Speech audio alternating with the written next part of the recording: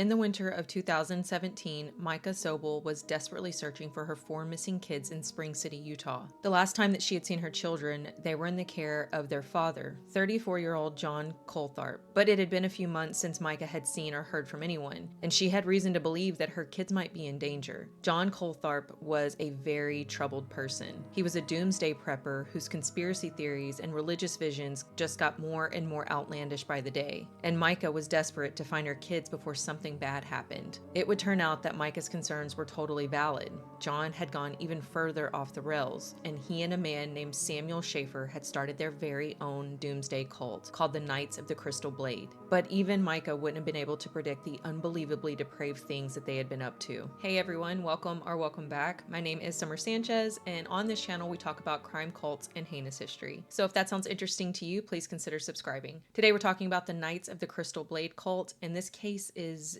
insane. And one of the craziest aspects of this case is the body cam footage. The footage shows the rescue of 2 young girls who had been found hiding inside of barrels in the middle of the desert in Utah. These girls were freezing, they were dehydrated, they were starving, and they had just been left there in the middle of the desert for over 24 hours. The body cam footage was first shared on YouTube by Explore With Us YouTube channel, and it's just absolutely heartbreaking. But the good news is that all of the victims in this case do survive. However, they were put through absolute hell before they were rescued. And the people who were responsible for putting them through all of this were their very own fathers, John Coltharp and Samuel Schaefer. These men are truly monsters, and that is what we'll be talking about today. But before we get into that, let's go ahead and briefly talk about today's sponsor. This video is sponsored by Cook Unity. Cook Unity is a chef-to-consumer meal service that delivers freshly prepared, high-quality, delicious meals right to your door. These are chef-crafted signature dishes made by chefs from top restaurants around the country. There are over 300 meals to choose from for every dietary preference, like vegan, gluten-free, paleo, and more, so there's going to be something for everyone. And you get to choose your meals, so there are no surprises. You can even get to know the chef. When you're choosing your meals on the website, you'll see the chef listed for each meal. So you can learn a little bit about them, and you can also browse all of the meals offered by that particular chef. Everything is packaged up really well. All of the meals arrive cold, and they are delivered in compostable, recyclable, or reusable packaging.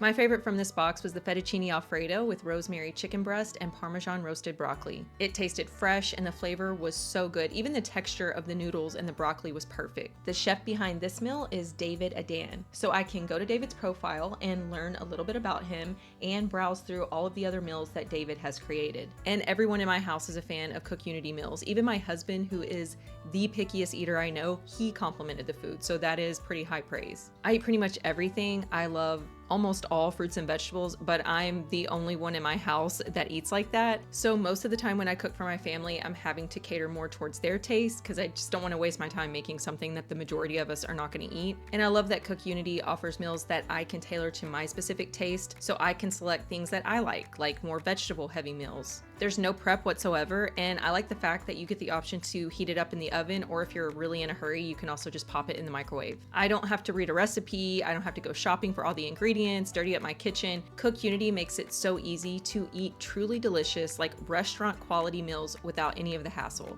And right now, Cook Unity is offering my viewers 50% off their first order. Just click the link in the description box below and use my code SUMMER50 to try it out. A big thank you to Cook Unity for sponsoring this video, and now let's get into the case. In September of 2017, Micah Sobel called the police and requested that a welfare check be conducted at her mother and father-in-law, Keith and Catherine Coltharp's home in Spring City, Utah. Micah's estranged husband, John, and their 4 kids, who were between the ages of 8 and 5, had all been living at John's parents' house, and Micah hadn't seen anyone in a while. John had moved out in May of that year, 2017, and since then, Micah had been working more than 60 hours per week to be able to provide for her kids. She would work all week long back in Provo, Utah, and then on the weekends, she would buy the kids food and clothes and toys, and she would make the hour-long journey to her in-laws' house for a visit. But then in September, everyone just disappeared. Micah had tried calling John and his parents, but all of their phones had been disconnected, and this is when panic panic started to set in. Micah had every reason to be extremely worried because John was a very disturbed person, and if anyone knew that, it was Micah. She and John met when John was 21 and Micah was only 16. She had actually just turned 16 years old, and John from the very start was extremely manipulative and controlling. They lived in Colorado at the time in the Highlands Ranch area, and Micah had a really good relationship with her parents. She was a good student. She had plans to graduate high school and go off to college.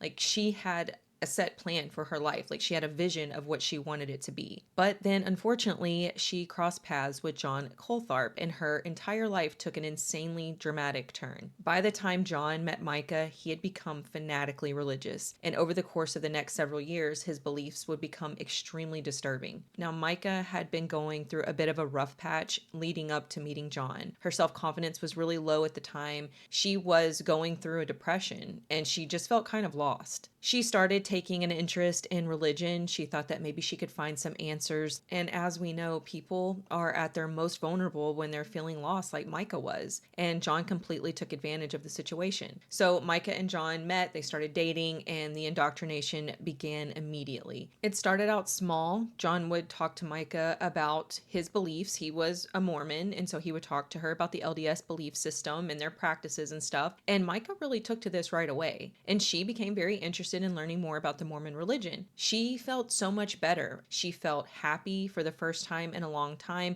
She finally felt like she was filling that void and getting some answers. Now, Micah's parents did not approve of Micah and John's relationship whatsoever. And the main reason for that was the age difference. Like I said, John was 21 and Micah had just turned 16 years old. And they didn't want their daughter dating a grown man. They told Micah that she had to break it off. Understandably, right? Because Micah is a teenager and John is a 21-year-old man. Also, Micah's parents just had a weird feeling about John. They found him to be very socially awkward. He was rude to Micah's parents. They just didn't like him. And they could tell that John had become very influential over their impressionable teenage daughter, and they did not like that. And so Micah's parents told her that she was not allowed to date John. She had to break it off. But of course, this didn't work. They just started sneaking around. Micah continued talking to John. The two of them would sneak off together. They would mostly go hang out at John's parents' house because Keith and Kathy, who were John's parents, they did not care about the age difference at all. And they were totally fine hiding the relationship from Micah's parents. And as we get more into the cult aspect of this story, you will see that Keith and Kathy are not the greatest people. So Micah and John continue to see each other behind her parents' backs, and Micah just continues to get deeper and deeper into the Mormon religion.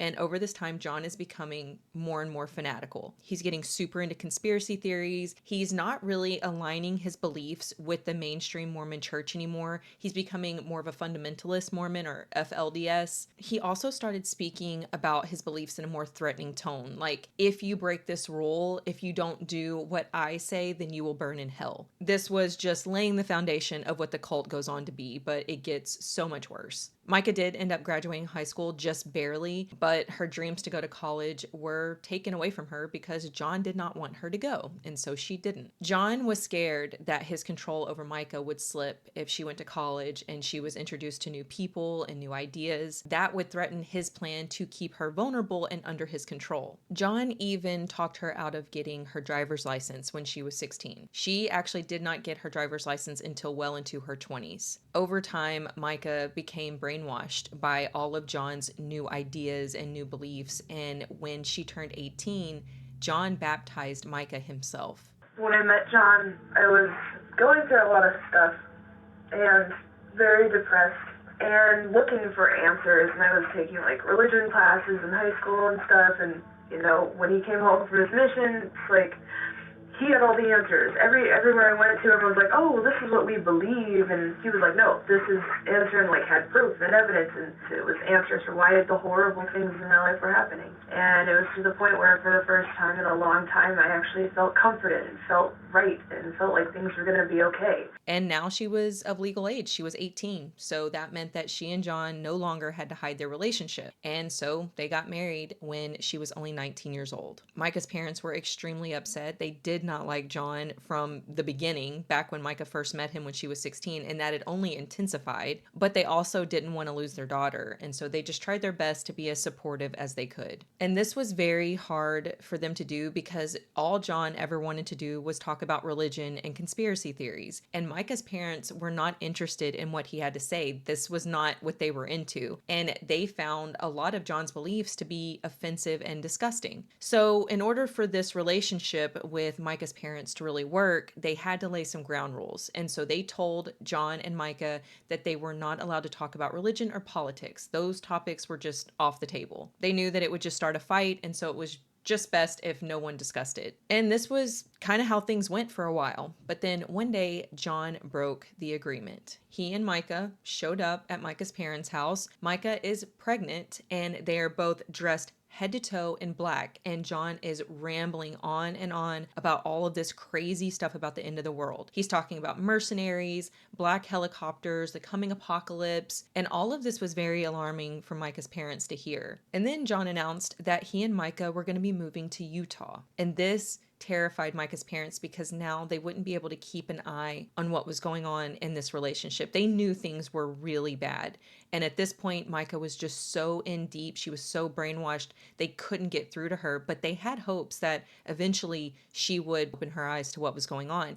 But now he's taking her to a whole different state. John was trying to isolate Micah and the baby. He wanted control of them without any interference from Micah's parents. So John got online and he found a little apartment near Provo, Utah. Micah's parents even helped them to load the moving truck, and they drove to Utah with them to help them, unpack and get settled. And this trip went terribly. First of all, the little apartment that John found online was absolutely disgusting. The previous renters did not clean up after themselves. They were college students and just, they were having parties and stuff, beer bottles and pee everywhere. They had just urinated all over the floor. It was absolutely filthy, and I guess management didn't clean the apartment before John and Micah arrived. And so John demanded that Micah, who was pregnant at the time with extremely intense morning sickness, be the one to clean the entire apartment. In front of Micah's parents, John told Micah that she better get up and start cleaning. Micah's mother was understandably livid, and she wanted to grab Micah and force her to get back in the car and go back to Colorado with them.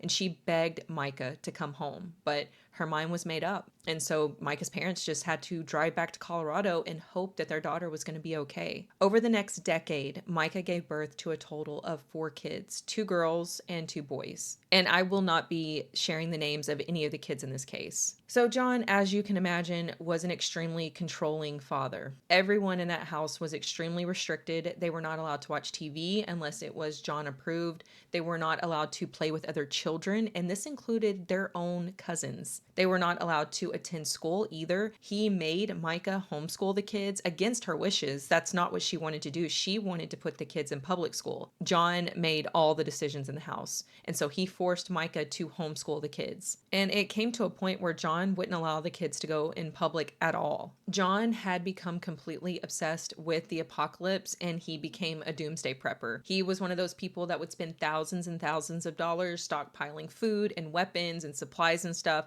He would spend so much money that he and Micah did not have to spare, in preparation for the apocalypse and a Muslim invasion. He was also extremely anti-government, especially when it came to things like child protective services. And he would tell Micah that if the kids were ever taken by CPS, that they would be raped and killed. He even said that the kids would be better off with God than in the hands of the government. So basically what he's saying is the kids would be better off dead than being turned over to CPS. John would surround himself with like-minded people. He would meet people over the internet who shared his same beliefs, doomsday preppers, conspiracy theorists, and they would come over to the house and they would talk about all of this crazy stuff. So he lures you in with these promises of grandeur and happiness and reason for things. And then once you are in, it's like, now if you don't follow everything I say, these are the horrible, awful consequences. With into government conspiracy is like, if we get, taken by police, our kids are going to be murdered and put in the system, and like every single day of my life, That's all he would talk about. That's all he would research. He would have people over, all these different kinds of people talking about like earthquakes and different calamities, solar flares, planetary alignments, and all the reasons for why the world is just. At this point, John's religious views were well outside of the mainstream Mormon church. He considered himself a fundamentalist Mormon, but he also just kind of grabbed pieces of other religions and shoved them all together. So the FLDS was kind of like the foundation, but there were other beliefs kind of sprinkled in. One thing that he was extremely interested in was polygamy, and this interest led him to a Facebook group called LDS 1890. This group was made up of members of the LDS church who weren't really happy about the 1890 decision to get rid of the practice of polygamy. Now, I could not find this group on Facebook, so maybe they changed their name after this case broke because, the two people who were arrested were very much affiliated with that Facebook group. Maybe it got shut down. I don't know. But based on what I read in the research, most members discussed Mormon history and text and stuff like that. But there were some members who were into practices much darker than polygamy, which we will get more into later. But John was one of those people who was into the darker stuff. And so was a man named Samuel Schaefer. And John and Samuel met through that Facebook group. John was said to be pretty aggressive in the group. He was known to be very argumentative, and he would be reprimanded multiple times for being overly offensive. He would pick fights with people in the group. Samuel wasn't as vocal, but his beliefs were right in line with John's. He just wasn't as in your face with it. Now, Samuel was a single dad, and he had 2 young daughters. He grew up in the LDS church, but after going on a mission trip, he became more interested in the fundamentalist way of life, much like John had. He broke away from the mainstream church and he joined multiple fringe groups over the years. He met his wife on a Mormon dating site and they went on to have their 2 daughters. The relationship didn't last long though. His wife had some health issues and she ended up letting Samuel have custody of the girls, which is very unfortunate. Around 2015, he became involved with a church called the Church of the Living Messiah, and he became the church patriarch, and he would receive revelations from God that he would bring to the leader. And it was around this time that Samuel met John on Facebook and they started hanging out in real life. Samuel even introduced John to the Church of the Living Messiah where he was attending, and everything was okay for a bit, but the closer Samuel and John became, the further Samuel drifted from the beliefs of the Church of the Living Messiah. Sam and John started meeting up alone secretly. They were having their own revelations, and the leaders of the Church of the Living Messiah, they noticed a change in both Sam and John. They were talking about Norse gods and Roman gods. They also became flat earthers, and they believed in hollow earth conspiracy theories. And they also believed that Hitler was a prophet. Very dangerous stuff. Samuel's revelations took on a different tone as well. In fact, the leader of the church received a revelation from Samuel that they took as very threatening. Essentially, they told the leaders that you either get on board with this new way of thinking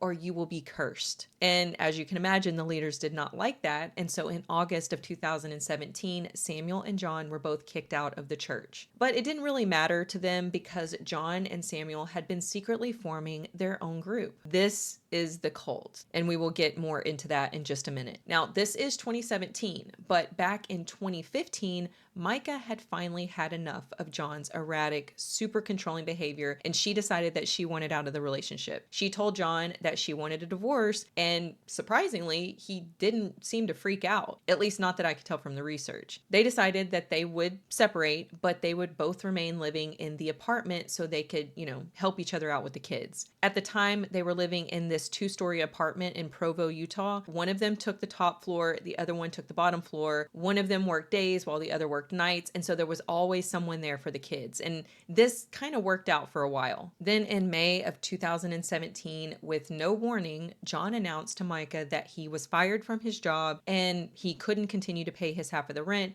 and so they would need to move out of the apartment. And he told her that he would not be looking for another job. Instead, he will be moving in with his parents and essentially shutting himself off from society. And he's taking their 4 children with him. Micah found out later that John did not actually get fired. He quit that job. So this was all just a part of his plan. Now, Micah did not want John taking the children, but she couldn't afford the rent alone. And now she was going to be the only one working. And if John moved out, she wouldn't have anyone to watch the kids while she was at work. And she couldn't really afford daycare. So she felt backed into a corner. She felt like she didn't really have a choice but to let the children move with John into his parents' house. So John took the kids and he moved in with his parents in Spring City, Utah. And Micah was working her ass off to make sure that she was providing for her children. Monday through Friday, she would be working constantly. She worked more than 60 hours per week. And then on the weekends, she would make the drive from Provo to Spring City to visit her kids and bring them,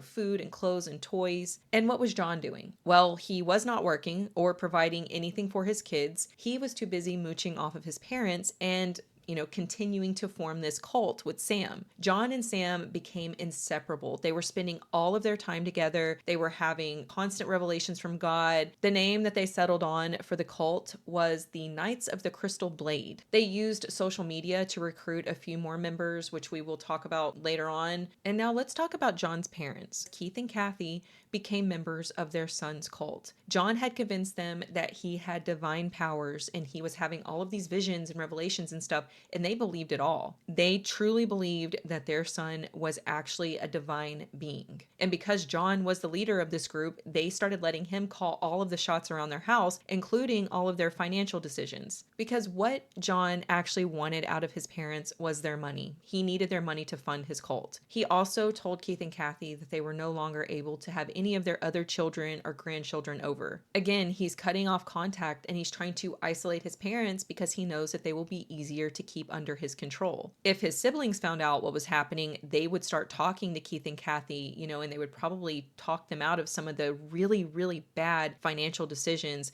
that John was having them make. So now there are 4 main adult members of this cult. John is the leader, Samuel is second in command, and he's also the cult's seer, and John has named his parents as servants. They were John's servants. John completely drained his parents' accounts. He even ordered them to stop paying their mortgage because he said that the world was going to end soon anyways, and so what's the point in paying it? That money could be used on something more useful, like buying John a brand new Suburban. John convinced them that he needed this brand new Suburban to spread the word of God and spread the word of the cult and recruit more members. Now, Keith was retired, and he and Kathy were so close to being totally debt free before all of this started.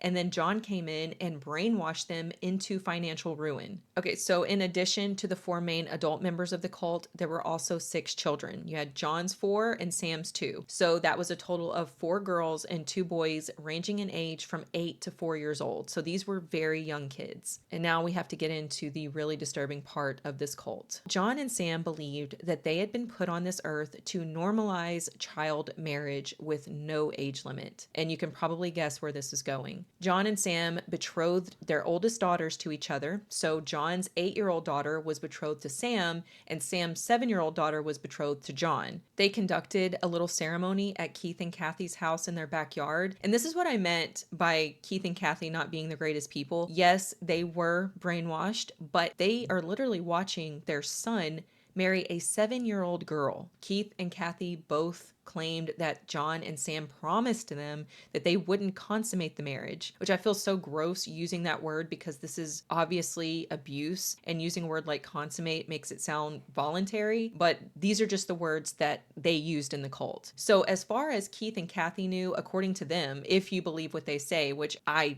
really don't. If you believe them, then John and Sam were only supposed to get engaged to the girls, and then they would wait until they turned 18. That's when they would officially marry them and consummate everything. But of course, that is not what happened. John and Sam were predators. They were using religion to justify their desires to abuse little girls. And then in the fall of 2017, John announced that the group would be relocating to a remote area of Utah, and they were going to be building a compound. Micah had started asking to take the kids back to her new apartment. She had a new place and she was seeing a new guy, and she wanted to, go pick the kids up from John's parents' house on the weekends and take them back to her apartment for a visit. And John just went into a panic. He did not want this to happen whatsoever. And so he started this smear campaign against Micah. So he had Sam and Keith and Kathy thinking that Micah was the enemy. She was trying to undo all of the good indoctrination that they had done on the children. And John could not let that happen. They devised a plan to just run away, take the kids somewhere off the grid where Micah would never find them. The place that they chose was in the middle of nowhere. It was right outside of Lund, Utah. Another member of the cult that we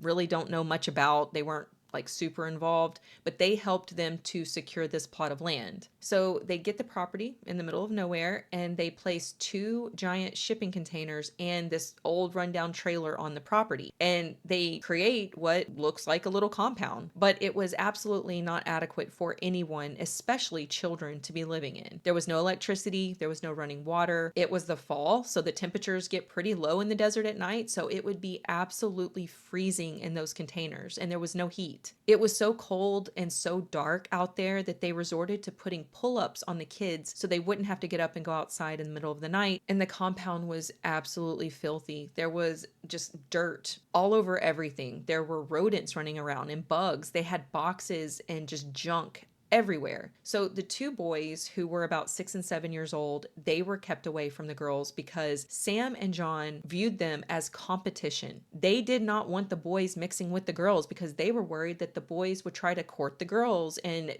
that's what Sam and John were trying to do. And so they just kept the boys as far away from the girls as they could. They ended up putting Keith and Kathy in charge of the 2 boys, and they just weren't allowed to interact with the girls at all anymore. Sam and John would do really mean stuff to the boys too. Like they would walk them deep into the woods and just leave them there. And it was up to them, these 6 and 7-year-old boys, to find their way home. They would constantly berate the boys. They would make them feel so horrible about themselves, like they were completely worthless. I didn't read anything about physical abuse of the boys, but I would not be surprised. But physical abuse or not, these kids were being traumatized day in and day out. The older 2 girls, who were 7 and 8 years old, they were told to refer to Sam and John as their husbands, and they started referring to themselves as their wives. These tiny children were going around referring to themselves as wives. It's just so sick. This part is so disturbing, but John and Sam checked all of the girls to make sure they were still virgins. So, they didn't give each other defiled wives. These are their words. This is what they did to their daughters. And remember, the youngest girl in this group is 4 years old. Their excuse was that this was God's will. Sam later said that he was their father, so it was fine that he checked them like that because he is more trustworthy than a doctor. It's totally normal for a father to do that to his daughter. And John and Sam thought that they would be able to get away with all of this because they were the fathers. The girls were their property. So if they wanted to allow another cult member to get married and consummate a marriage with their daughter, that was fine because they are the fathers and they said it was okay. So Sam lives in one of the shipping containers with his wife and youngest daughter, and John's parents live with the 2 boys in the other shipping container. And then John, because he's the leader, he lives in the trailer with his wife and youngest daughter. And it's no surprise that the girls were being assaulted regularly by John and Sam. Keith and Kathy claim that they did not know anything about this, but they did admit that they knew that the girls were sleeping in the same bed with their husbands, and they were seeing some other strange things. Like they would see them kiss the girls and hug on the girls. And so this is why I just don't believe that Keith and Kathy did not know what was happening. They were so mind melted by John and Sam at this point, and they had also given up so much of their money. Keith and Kathy just didn't want to believe that something sinister was happening. They were serving God, but they were actually serving 2 pedophiles. John and Sam even kept a binder of all of their revelations and writings, and this ended up being a treasure trove of incriminating information for police once this case broke. And John and Sam had really big plans for the future of the Knights of the Crystal Blade. They had a plan to kidnap more children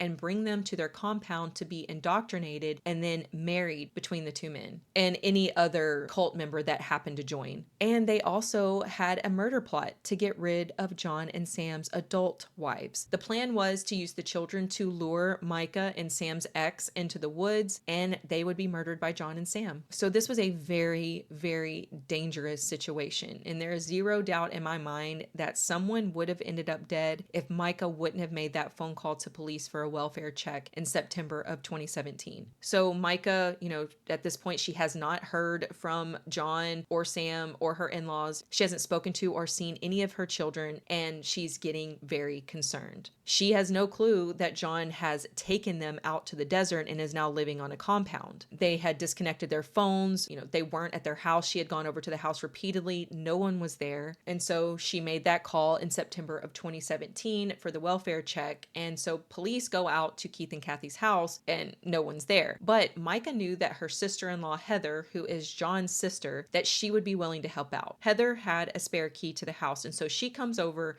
and she unlocks the door. They all go in and the place is completely ransacked. At first, they thought that maybe they had went on vacation, but once they saw the inside of the house, they knew this was not a vacation. It looked like they were in the process of moving, which we know that they were. They still had stuff left behind at the house because they just didn't have enough room for everything at the compound. At this point, Micah is totally freaking out because she knows how unhinged John is, and she also knows how strange Samuel is, and she does know at least a little bit about the Knights of the Crystal Blade. She had still been living in the apartment when John and Sam were first, lining things out for the cult. And so she's like, what can I do? Can I report the kids missing? But since she and John were not officially divorced and there weren't any court orders as far as custody goes, they couldn't treat this like a kidnapping case just yet. So police told Micah that the first thing she should do is file for divorce and file to get full custody of the kids as soon as possible. As soon as that goes through, they can move forward. It's very unfortunate that this is what Micah had to do because this took a while and those kids were going through absolute hell on that compound. It would be more than a month before the police would officially be able to start looking for the kids. By the end of November, Micah was granted the divorce, and based on the information that she had given police about John's beliefs and the cult and stuff, she was granted full custody. And now police could finally start searching. Now they had no idea where to start looking, so the first thing they did was stake out the house in Spring City. They had spoken to some of the neighbors who told them that John would randomly come back to the house to pick up stuff, and so he might show back up. And that is exactly what happened. Late at night on December 1st, 2017, John and Sam pulled up at Keith and Kathy's home, and police were sitting in a car nearby. The police got out and they walked up to the house and they asked John what he was doing there. And he said, "I'm here to get my ex-wife's death certificate. She died of cancer." Now the police knew that this was a lie because they were literally working with Micah on this case to find the kids. They didn't really understand why he was telling them this lie, but they knew that he was lying. And so they started asking John, where are the kids? The kids are supposed to be with Micah now. You guys are divorced. She has full custody. Where are they? John refused to tell the police anything. He would not tell them where the kids were. And so he was arrested right there on the spot and taken down to the jail. Sam was unfortunately let go because at that point they didn't really have anything to hold him on. They figured that he was involved and he probably knew where the kids were, but legally, I guess they just couldn't hold him, which is so sad because the girls were actually there that night. The police just didn't see them. Sam had managed to sneak them out of the back door before the police saw them. And now Sam has these 4 girls with him and he's panicking, trying to figure out how to hide them because he knows police are on their trail. He knows that the police are going to be showing up soon at the compound and they're going to take the girls. And that's the last thing that he wants to happen. He's trying to stay loyal to John, and John absolutely did not want those girls in the custody of the police. Remember, John was filling everyone's heads with ideas that police and CPS rape and murder children and they're actually just better off dead. And so Sam is really freaking out. He doesn't know what to do. Now, meanwhile, an Amber Alert has been put out and search efforts were starting to really ramp up. At this point, they had no clue where John's parents were or where Sam Schaefer was, and they didn't really know where to begin looking. But on December 3rd, police had a stroke of luck when an officer was driving through a remote area outside of Lund, Utah, and they just happened to come across a truck parked outside of an odd-looking compound. And this officer decided to run the plates, and they found out that that truck was registered to none other than Keith Coltharp. Inside, they found Keith and Kathy and the 2 boys, but no one else. No Sam and none of the 4 girls. So they asked Keith and Kathy about the girls. They claimed that they had no idea where they were. All All they said is that Sam had them hidden somewhere, but they didn't know where. Keith and Kathy were taken in for questioning. At least the police were making progress. They did have 2 of the 6 children, and they were safe. The boys were very skinny. They were dehydrated. Their hair was absolutely filthy. It was full of sap. It was actually so full of sap that they thought they were going to have to shave their heads. It's just really sad to think about how that much sap could have gotten into their hair. Like, did it happen during one of those times that they were abandoned in the woods? The compound was searched, and police could not believe how disgusting this place was. It was completely filthy. There was junk and dirt everywhere. You know, like I said, no running water, no electricity. It was freezing. They couldn't believe that these people had survived out there for so long. During the search, they came across that cult binder, the one that outlined the beliefs and goals of the cult. And once investigators started reading through that binder, it really put into perspective that they were dealing with 2 very sick, dangerous people, and they needed to find those girls immediately because their lives were 100% in danger. And thankfully, the day after the boys were rescued, a tip came in that a suspicious-looking person was seen walking down the road near the area of the compound. And remember, this area was very remote. You wouldn't see many people walking around out there. And so they had a feeling that they knew who this might be. So the police drove out to the area, and sure enough, it was Sam Schaefer. But he was all alone. The 4 girls were nowhere to be found. And now everyone is really fearing the worst. Did Sam take the girls off somewhere and kill them to keep them from authorities? So the police detain Sam, and before they can really begin the questioning, Sam says something to the effect of, "Did you find the 2 girls in the barrels?" Did you get the 4 kids? Or What's that? the 2 girls that were in a barrel, wrapped up so they'd be warm. In a barrel?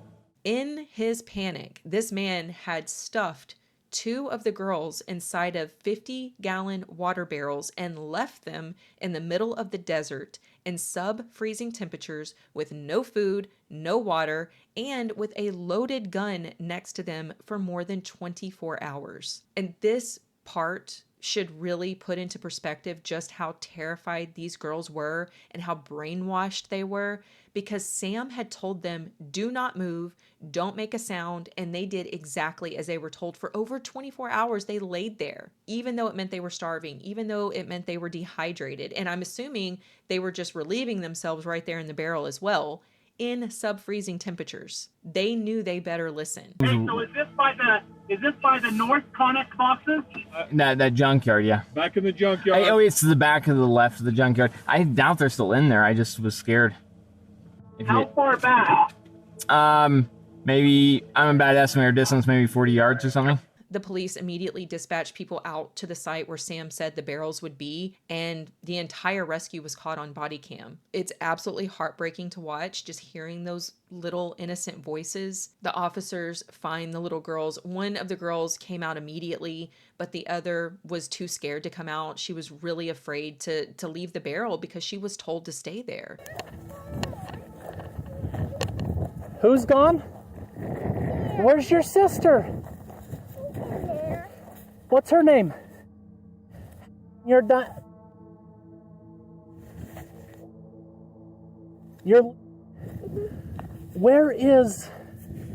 Where's the other 2 girls? They're in the storage container. Which one? The red one. One of these? No. A storage container very far away. Cedar, one of you 15. Here, is it that one? Who's in here? Correction, I need command. Is she okay? Are you doing okay in there? Okay, you want to come out here? Let's get you over one of our trucks and get you warm. Okay? Command, one of you 15. That sound okay? Okay. I haven't got a radio, so put cell phones on. Okay, are you cold? Command, I believe we have the 2 Schaefer daughters. We cannot locate the other. They were locked in a container. Hey, let's go to my truck so you can get warm. Let's get her out. Make sure it's okay.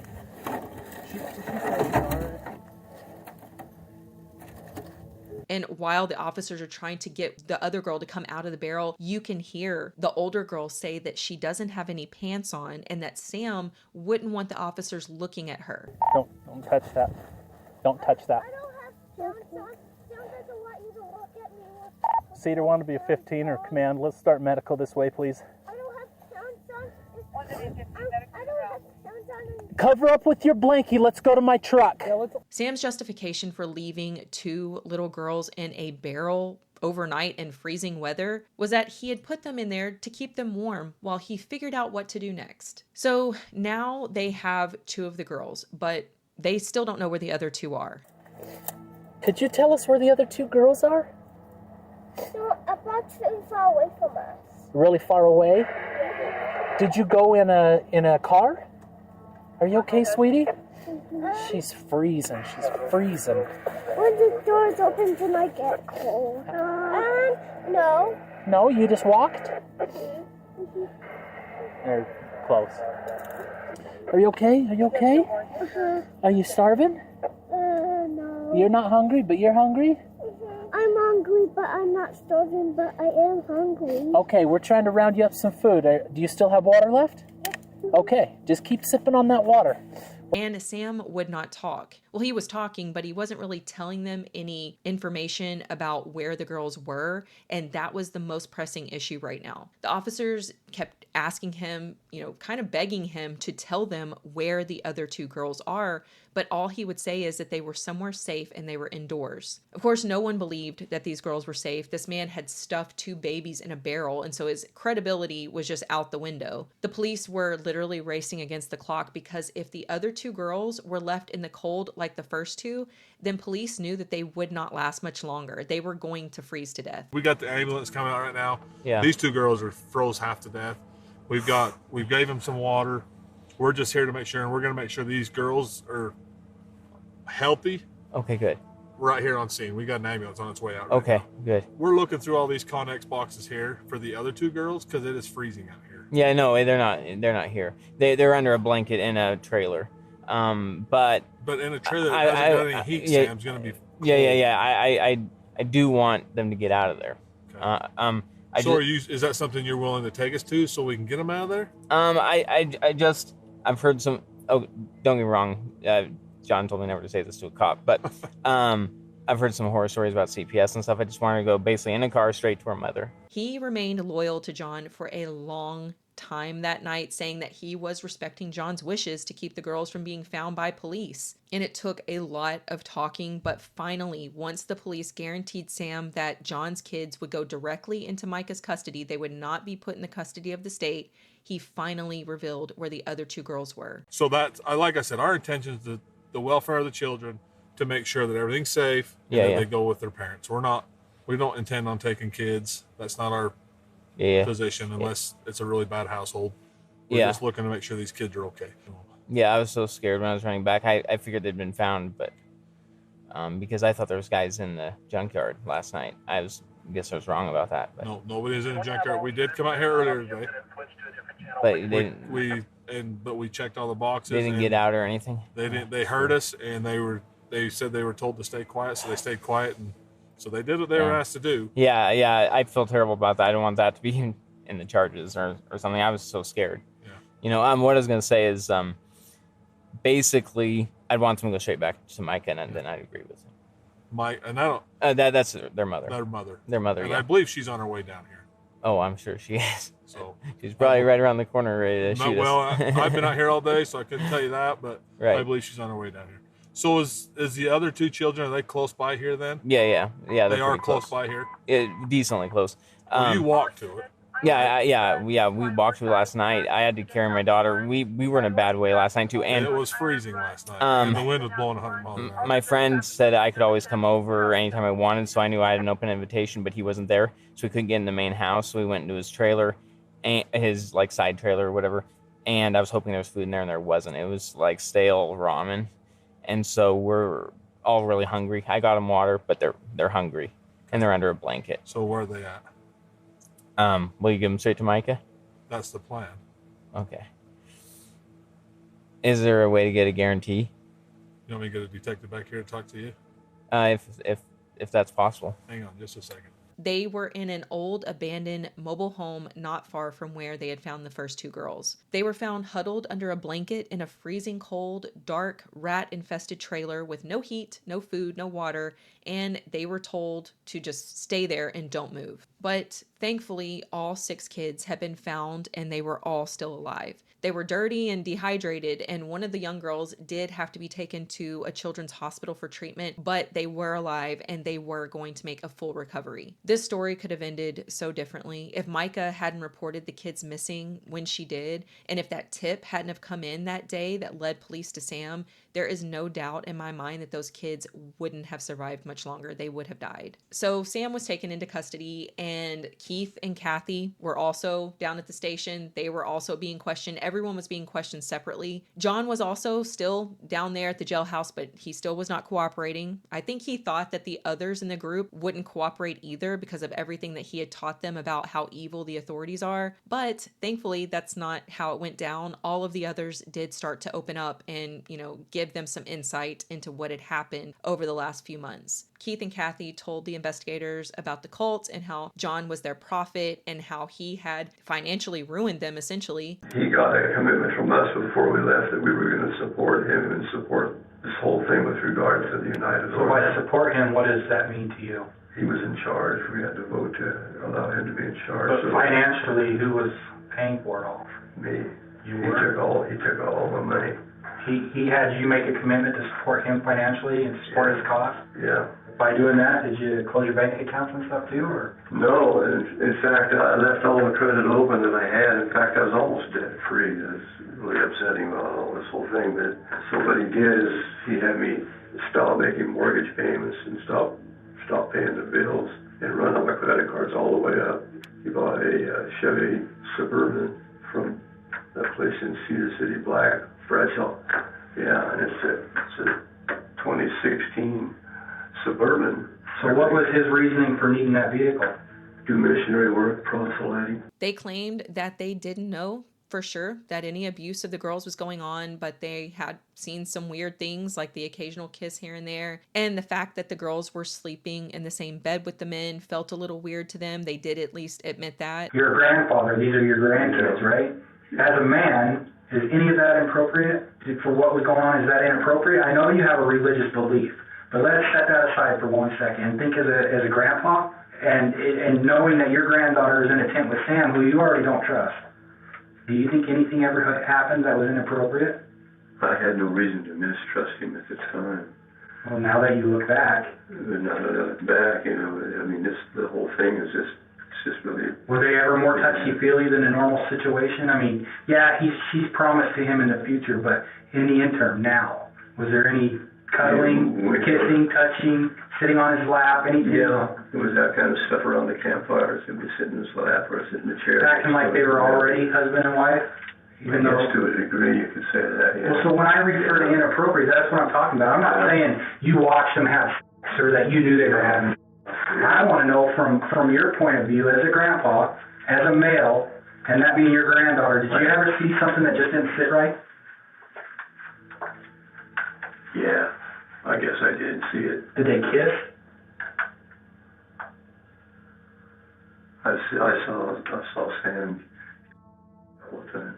Like how? What kind of kiss? She would be sitting on his lap or sitting next to him. They'd bring dinner over or whatever, and she'd kiss him or he'd kiss her. And just a peck. There was no embracing kind of thing like that. But, well, we agree with the religious beliefs when you look at the scriptures and stuff. That you find marriages by kings had marriages of girls 5 and 6 years old and teenagers. I mean, Mary, the mother of Jesus, was 13. So and that's why I said I'm not here to judge or to argue any of that. And so we never had a problem with that principle. The problem we had was girls were 8 and 7 years old. And we made sure that they made a commitment to us that there was going to be nothing going on untoward. Right. And then we accepted that. The girls seemed to be happy. We didn't see anything. I know the times that I went in to check on the girls, they slept in the bed together. So I don't know. We just never believed that they were in danger. John had told them that everything that they had done had been sanctioned by God, and so they just ignored all of these creepy, disturbing things, and in the process, they completely failed 6 innocent kids. They also told police that Sam started threatening to kill them if they left the group or if they leaked any of the cult secrets, and so things had started to turn very hostile within the group. And Sam, during his interview, was so freaking weird. They would ask him a question, and if he didn't really know how to answer or he didn't want to incriminate himself, he would say, you know, is that a question for the lawyer, you think? So you're checking to see if there was one, if she had a hymen before she went this betrothal. Right, because then you could say, oh, well, maybe she's not a virgin, so I don't want her. John still wanted to do the agreement, so. How does that work? I'm just curious. So basically what you do is, if you say, I'm interested in someone's daughter, then you go to the father, and you make an agreement that is what the wife price will be, or if there will be one or not. Check the hymen, make sure there is one or not, and then see if you still want to go through with it. Did you check it to make sure he was being honest about it, or? That's probably something I'd talk to some lawyer about, right? That's up to you. I was just curious how that works. I mean, how do you trust? I mean, I know you said how do you trust the word of somebody else? You trust John, but how do you know that he told me the truth? Told you the truth about her hymen. Good question. Yeah. In my mind, our relationship was wonderful. And by the end, Sam had admitted to some stuff, but not everything. He admitted that he was betrothed to John's 8-year-old daughter, and he also admitted to checking his girls to make sure they, were still virgins. He did not admit to the continued abuse of the girls, according to him. They never consummated the marriages. We know that that was a total lie. But it really didn't matter because the children eventually revealed everything, all of the abuse that they had been through at the hands of Sam and John. And more disturbing stuff just started to come out. It was discovered that in addition to Sam and John taking each other's oldest daughters as wives, they also took their own 4- and 5-year-old daughters as their wives. So they were betrothed to their own 4- and 5-year-old daughters. They planned to repopulate the world after the apocalypse by marrying their own children and each other's children. And like I mentioned earlier, there were a few other members of this cult that didn't live there on the compound, but they were affiliated. And there was one man in particular that the children mentioned. A 34-year-old man from Castro, California named Robert Shane Rowe was introduced to the cult through Facebook. He started talking back and forth with John and Sam in that Facebook group, and they,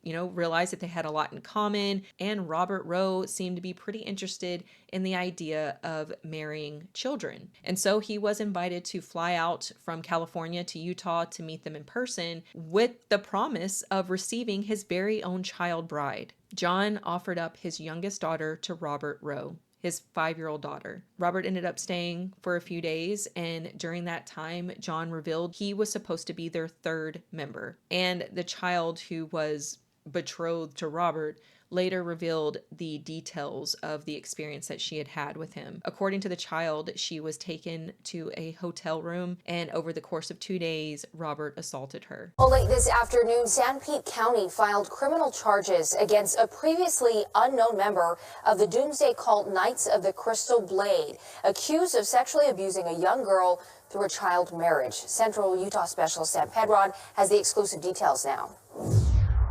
Prosecutors uncovered these new allegations while they are investigating John Coulthard and Samuel Schaefer, and say now a 3rd person was involved in marrying a young child.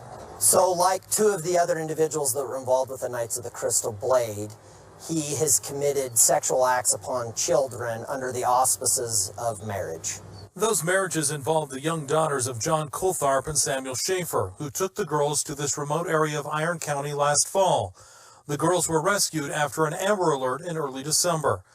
Now, 34-year-old Robert Shane Rowe of Castro, California, is charged in the case, accused of molesting a young girl in Mount Pleasant that authorities previously did not believe had been abused in what continues to be a disturbing case to prosecutors.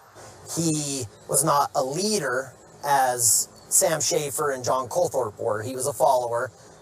So we knew that from the very beginning. We always wondered as to what level of involvement he had. Law enforcement, and kudos to them, conducted a very thorough ongoing investigation and discovered that he had indeed sexually perpetrated on a child. If convicted, Rowe would face 25 years to life in prison. Now, I have to say, this is all alleged and according to the child only because I can't find any information online that says Robert was ever convicted. He was charged. He was definitely charged for the assault, but I can't find any information on an official conviction. I personally don't doubt the child's claims at all, and I hope that Robert was convicted, and I just can't find that information for some reason. But Robert was questioned by the FBI, and he maintained his innocence throughout his questioning. According to him, he met the guys through Facebook. He didn't know anything about the child marriage stuff. He decided to fly out to Utah from California just to meet up with Sam and John. He said they made him feel very uncomfortable and like he was in danger if he went against their beliefs. He also claimed that he was baptized against his will, and he said that he was so scared that he had to just go along with them, like play along with being into marrying children. This is what he claims. And because he was so afraid, when John offered up his youngest daughter to be Robert's bride, he felt like he had to accept, and he had to take her to a hotel room. But he claimed that he never touched her. Like I said, it's unclear what ended up happening with Robert. I've searched and searched and searched, but I only see articles discussing the charges leading up to a pending trial, but then there's no updates after that I could find. Sam pleaded guilty initially, but then he tried to retract that plea a couple of months later, claiming that his lawyer had pushed him into it. He said that he was actually innocent of the charges, and then he attempted to blame everything on his poor mental health. Thankfully, this did not work, though. The judge rejected this attempt to change his plea, and Sam had the nerve to say that he was actually in love with his 8-year-old wife, and that he looked forward to growing old with her, and that she shouldn't feel bad for how everything ended, and he wants her to be happy. John pleaded not guilty at first, but he did eventually confess, and he even defended what he had done. In court, he said, "My marriage was the right thing to do. If I'm a sex offender for what I've done, if I go to the other side, I'll be in good company with all those other sex offenders I've read about in scriptures." He also declared that there was a war against straight white men in the world, and he blamed feminism. He told the judge that he had religious freedom to practice his beliefs, which included marrying children. Today in court, Colthorpe accepted a plea deal and admits to sodomy and committing bigamy. Oh yes, I'm guilty of violating both of those. That is a fact. As far as the date, I don't know exactly when, but it was somewhere within 2017. Probably, that's close enough. John and Sam both got 26 years to life in prison. I hope that they never see the light of day again. Keith Colthorpe spent 48 hours in jail, and Catherine got 2 weeks of home confinement, and they both got 36 months of probation, and they were ordered to pay $25,000 in restitution. When John's youngest daughter got the news that her father would be going to prison and probably would never get out, she said, quote, "Can't they just kill him?" A 5-year-old said this. That's how much she hated him. That's how scared she was that John would be able to get out and hurt her again. One of the kids even drew a picture of Sam and John getting attacked by a swarm of bees. Micah was absolutely elated to have her kids back. They suffered a lot with PTSD, and they had nightmares. They were scared of being in the dark. Being in the dark would sometimes send them into a full-blown panic attack. They had a fear of certain food items that they had been forced to eat while they were on the compound, but they slowly started to come out of their shell, and they started school, public school, and they just tried to live a normal life after their horrific ordeal. Unfortunately, I don't know where Sam's kids went after they were rescued. There just isn't much information about them, but I truly hope that all of the children are doing well. This case was so heartbreaking and just mind-boggling. I'm so happy that everyone made it out alive in this case, because if one thing would have been done differently, this case could have ended in tragedy. It's really a shame that John and Sam ever met. I wonder if any of this would have happened if they hadn't have met. It's like they fed off of each other. But that is all I have on this case. Please let me know what you think about this one down in the comments. You can click the link in the description box to try out Cook Unity and get 50% off your first purchase with my code SUMMER50. If you found this video interesting, please consider subscribing, liking this video, and leaving me a comment. That is the easiest way for you to support me and my channel. And as always, I appreciate each and every one of you for watching, and I will see you next time.